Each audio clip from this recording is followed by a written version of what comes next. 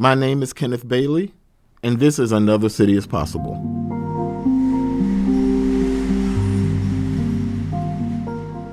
Where we ask, what does it mean to create more just and vibrant cities? Mending everything, not even just divides. Now living in walkable places is a privilege, and it shouldn't be. It starts from the point of listening. I really feel that this is going to happen on a local level and a regional level. Engaging with people who are different and with ideas that are different so they can empathize. In this episode, we talk with Matthew Bernstine. And Matt really helped us think a lot about how, in order to bridge divides, we have to create conditions to bring people together in ways they might not have imagined otherwise. I hope that while listening to this, you get to think about how artists, community-based organizations, and residents can all play a role in rethinking what the city could be. Now let's take a listen. Welcome to Another City is Possible. We're here at Circus of Life at Counterpublic, and I want to thank them for allowing us to use this space to take this opportunity to talk about urbanism and the role that public art can play in healing divides. And right now I'm here with Matthew Bernstine, and in terms of his bio, we'll attach a version of his bio to this interview. And with that, I think we're just going to jump right into our conversation. So thanks so much for being here, Matt. Thanks for having me. And That's great. I've got a set of questions I'd like to ask you Okay. about cities and Sure. about divides. And first, I want to ask you about yourself. Tell us a little bit about you and your interest in cities or St. Louis. Fair enough. Matt Bernstine, and new to St. Louis, newish. Moved here about 11 years ago. I like to say I'm affectionately stuck in the middle. I grew up on the East Coast. Never had intentions of moving to St. Louis, but school brought me here. Family and St. Louis keeps me here.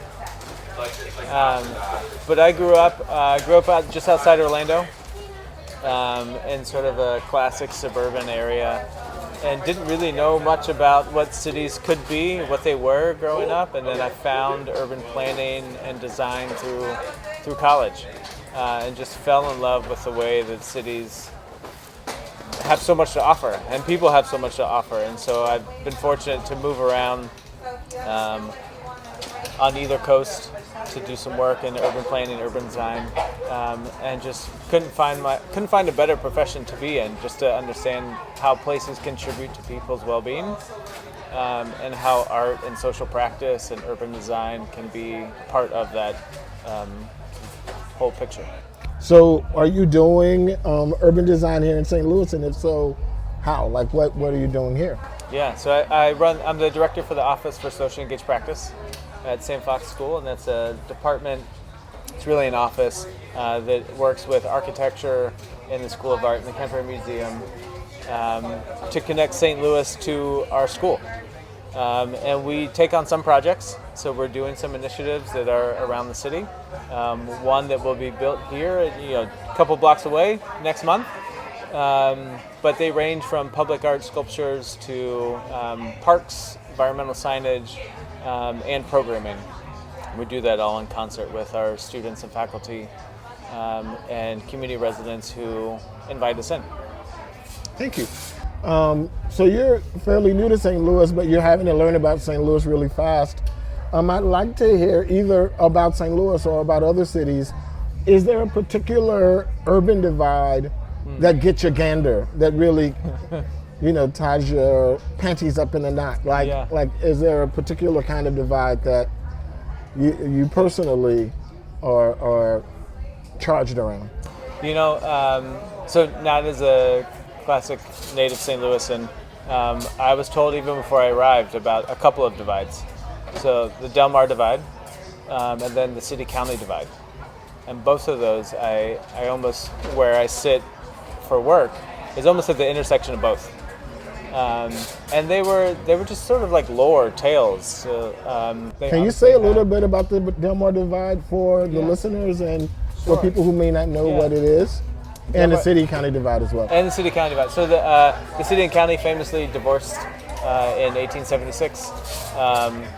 And then the Del Mar Divide has become a physical representation and really just a narrative that's been perpetuated about south of Del Mar being the place where there's wealth and resources, and north of Del Mar being a place where you shouldn't go, where you're told not to sort of venture past. And those really get me upset because they are narratives that we perpetuate.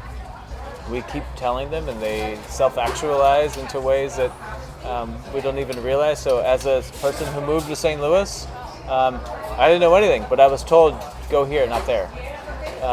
Stay south of this road, don't go north of this road. And so that doesn't sit well with me. And so naturally I did the opposite of what someone would tell me. And I found a lot of amazing people, a lot of resources, a lot of just amazing assets and people who are doing incredible things in places that I was told they weren't, or they shouldn't be active. So those get me worked up because they're stories that we tell, and they're narratives that we can change. There's obviously some truth to where resources are put, and that's why there's a physical representation of all of them. But those get me worked up still. So in our office, we actively go to places where we're invited, and we've got a map in our office where we say, all right, well, how do we continue to go to places that are strong in community or strong in their neighborhood assets?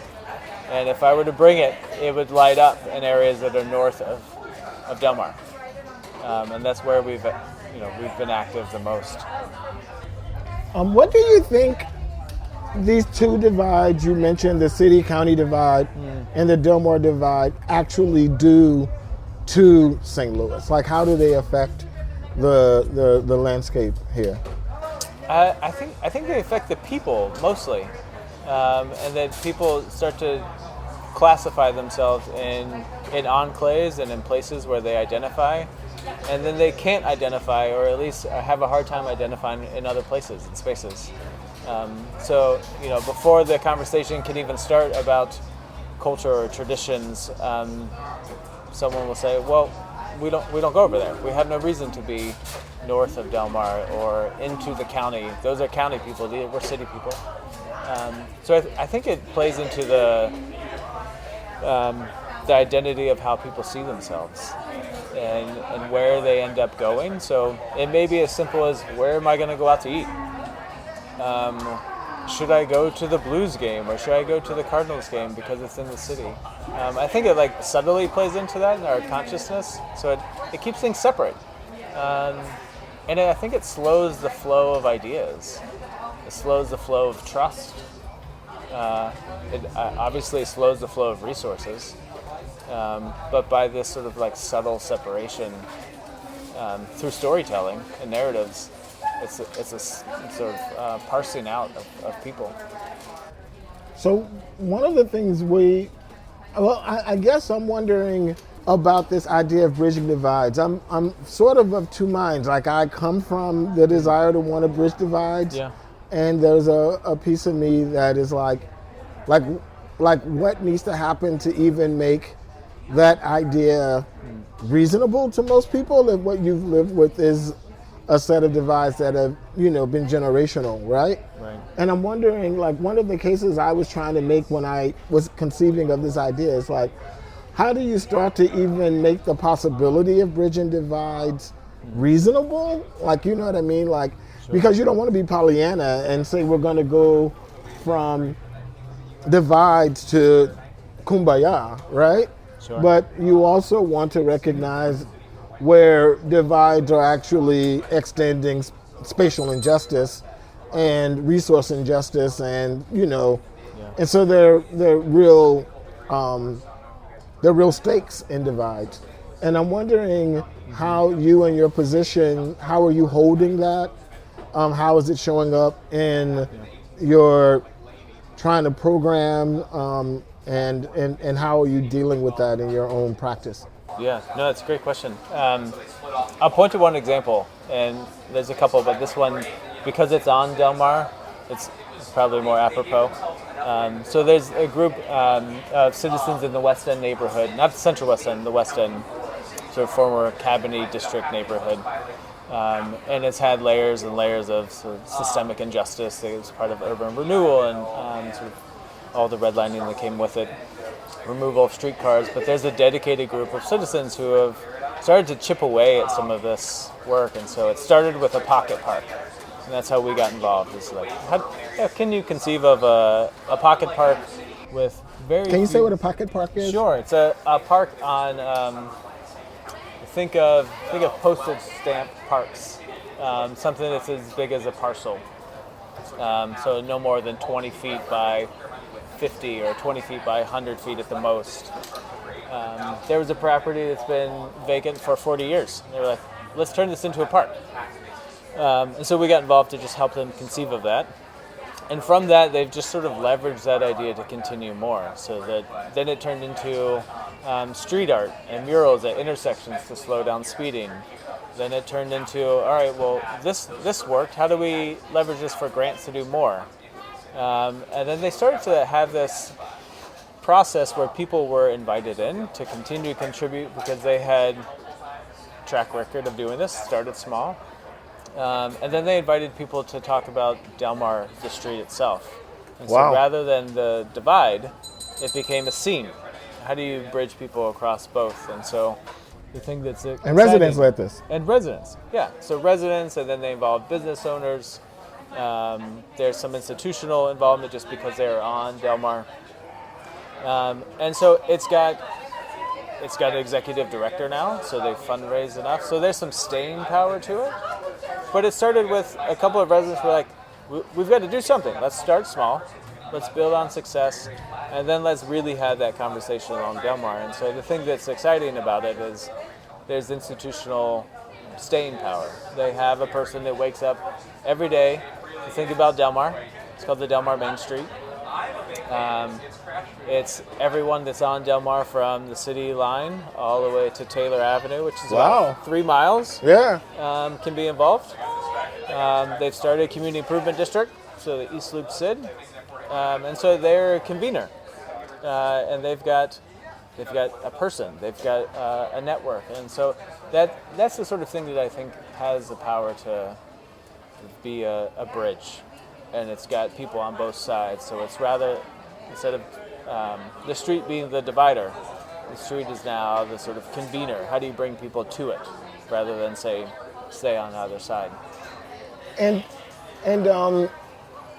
one of the things I've been trying to sort of test here, or the case I'm trying to make, is that there's a role that people who care about socially engaged art or care about social practice can play, particularly in partnership with, tell me the name of the organization again? It's called Delmar Main Street.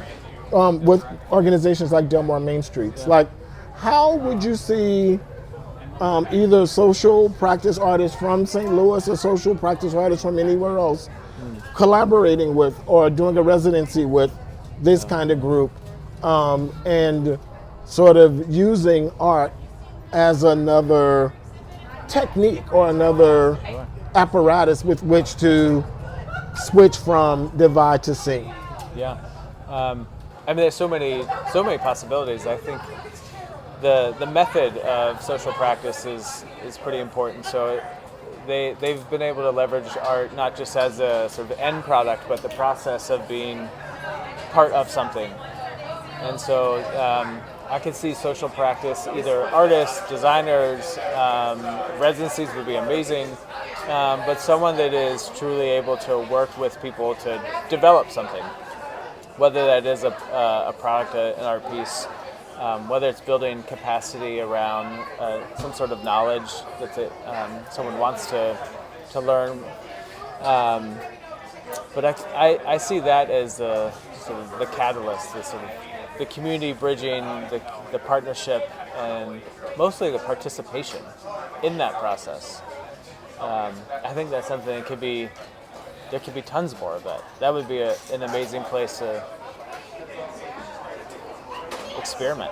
I don't know. Is there a particular experiment you'd like to see happen, or a particular sort of vision you would like to see played out?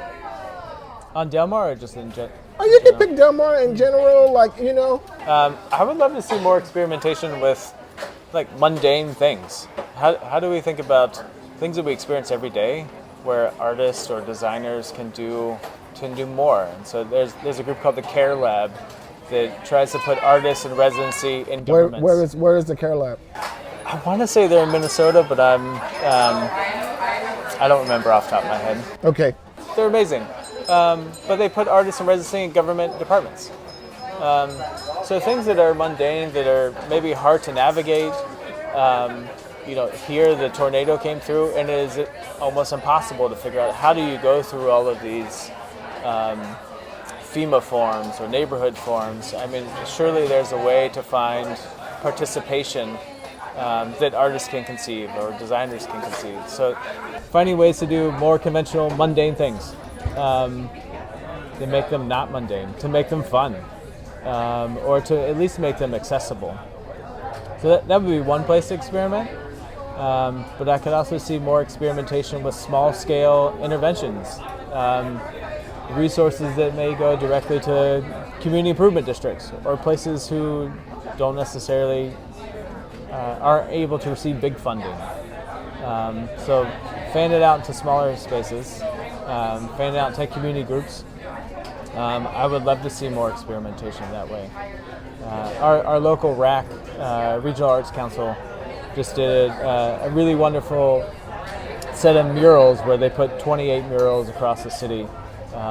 That's one way, but that could so much more you could leverage there. Visual art is one way, but you can imagine, how do you experience sound in the city? Right. Are there soundscapes? Are there places where you might have different sensory expectations, and places where you might actually go to enjoy walking? Right. St. Louis isn't a really fun place to walk.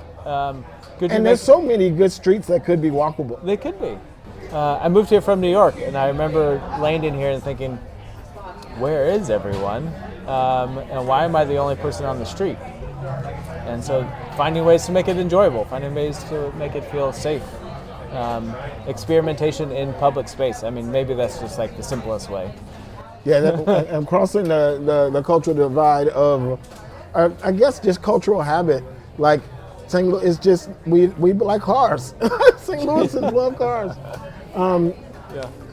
I asked you a set of questions about St. Louis. I asked you a set of questions about the role of art. Is there anything else that's on your mind that you'd like to say about bridging divides or about this zeitgeist or this cultural moment we found ourselves in? Yeah. To close your talk out? Yeah. Well, I appreciate all the questions. I guess one that I've been sitting on for a little bit, we've started maybe a little bit of a shameless plug for an initiative we're starting. It's called the Shameless plug.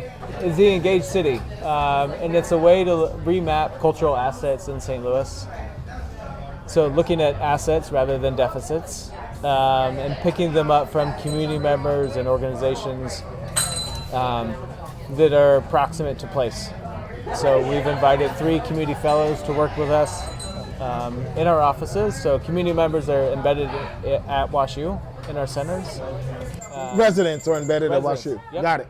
Community residents, so they have full access to WashU as community resident.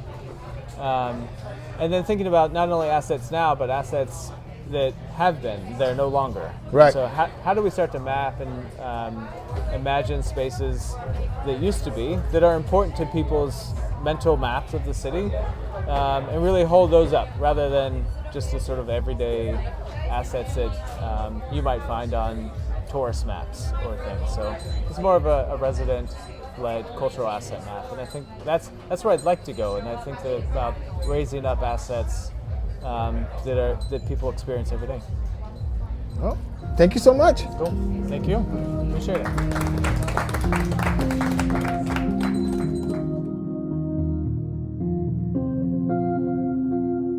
Thanks for listening. We recorded these conversations at Counterpublic's Circus of Life on November 3rd, 2025, and the theme for these conversations was Bridging Divides. I'd like to thank Counterpublic and Circus of Life for having us do this series of Another City is Possible. I'd like to give a special thanks to Crystal B for helping us with this series. And to listen, you can go to Design Studio for Social Intervention, ds4si.org, and counterpublic.org.